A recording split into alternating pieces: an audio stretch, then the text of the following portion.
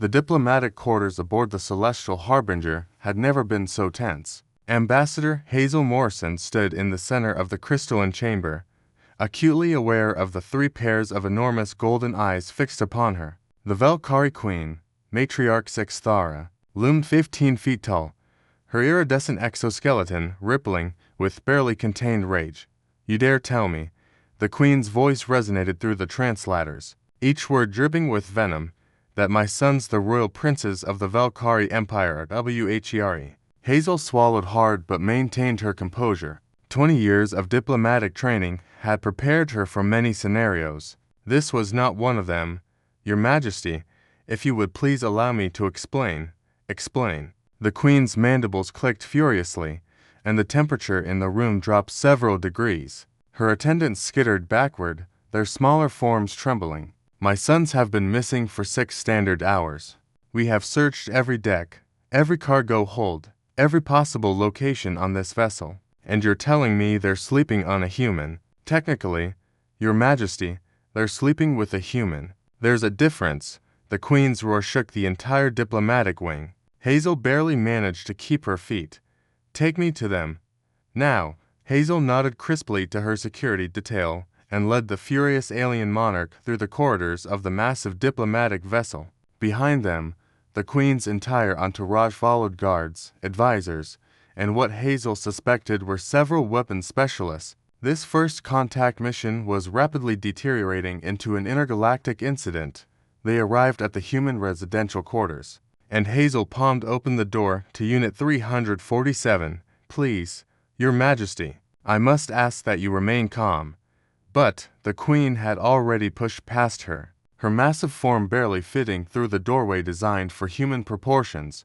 The scene inside was not what anyone expected. On a standard issue bunk, Liu Chen lay flat on his back, snoring softly. Curled on his chest were 2 Valkyrie princes, each about the size of a large cat, their smaller exoskeletons a softer shade of blue than their mother's fierce purple. Their breathing was synchronized with Leo's, and occasionally, one would chirp contentedly in its sleep. The Queen froze. The deadly silence stretched for what felt like an eternity. Hazel prepared for the worst, her hand instinctively moving toward the emergency comm on her wrist. Then something unexpected happened. The Queen's rigid posture softened. Her mandibles, which had been locked in an aggressive display, slowly relaxed. She moved closer to the bunk with surprising delicacy, her massive head tilting as she observed her sleeping offspring. "There." "Purring," she whispered, her voice translator crackling with an emotion Hazel couldn't quite identify.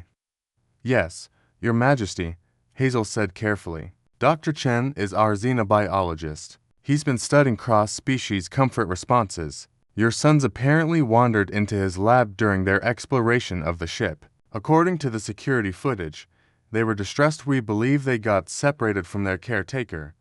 Dr. Chen found them and double quotes." Leo stirred slightly, one hand unconsciously moving to pat the smaller prince on his chest. The young Valkyrie nuzzled closer, producing a sound remarkably similar to a cat's purr. "They haven't purred since they were infants," the Queen said, her voice barely above a whisper. "After the incident with the Krath Raiders, after witnessing the attack on our colony, the physician said they might never feel safe enough to purr again." Hazel's heart clenched. The galaxy knew of the Krath attack on the Valkyrie nursery world, but seeing the aftermath firsthand was different. "Humans," the Queen continued, still staring at her sons, "have a reputation across the galaxy. Warriors, survivors, adaptable beyond measure. We were warned about your kind, that you are dangerous, unpredictable." She turned to look at Hazel, her golden eyes glistening with something that might have been tears. "But no one mentioned this, Your Majesty, this gentleness, this instinct to comfort." The Queen's antennae drooped. "Tell me, Ambassador, is this typical of your species?" Hazel thought of her own brother, how he'd comforted her after their parents died. She thought of the countless human parents who rocked their children to sleep, of therapy animals, of the universal human impulse to soothe the suffering. "It can be, Your Majesty. We're complicated. Yes, we can be warriors when we must. But we're pack animals, social creatures. When we see something in distress, especially something young or vulnerable, many of us have a very strong instinct to help, to protect, to comfort. The queen was quiet for a long moment. Then she did something that Hazel would later learn was unprecedented in Velkhari culture. She lowered herself to the ground, bringing her massive head level with the sleeping human and her sons. "Dr. Chen," she said softly. Leo's eyes fluttered open. For a moment, he stared up at the enormous alien face inches from his own. Then his eyes widened in panic as he realized what was on his chest. "Oh my God. I am so sorry, Your Majesty. I didn't mean to." They were crying and I couldn't just leave them. "Please don't declare war."